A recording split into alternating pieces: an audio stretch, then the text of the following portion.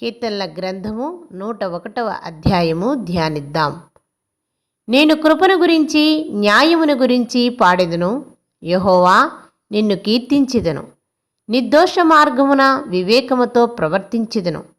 నీవు ఎప్పుడూ నా యొద్దకు వచ్చెదవు. నా ఇంట యథార్థ హృదయముతో నడుచుకొందును. నా కనుల ఎదుట నేను ఏ దుష్కార్యమును ఉంచుకొనను. భక్తి మార్గము తొలగిన వారి క్రియలు నాకు అసహ్యములు, అవి నాకు అంటనీయను. మూర్ఖచిత్తుడు నా యొద్ద నుండి తొలగిపోవలెను.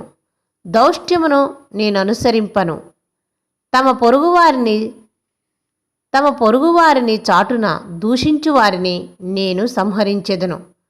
అహంకార దృష్టిగల వారిని, గర్వించిన హృదయములు గలవారిని నేను సహింపను. నా యొద్ద నివసించున్నట్లు దేశములో నమ్మకస్తులైన వారిని నేను కనిపెట్టుచున్నాను. నిర్దోష మార్గమందు నడుచువారు నాకు పరిచారకులౌదురు. మోసము చేయువాడు నా ఇంట నివసింపరాదు. అబద్ధములాడువారు నా కనుల ఎదుట నిలువడు.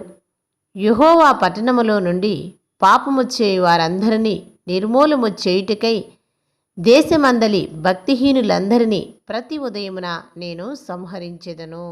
ఆమెన్.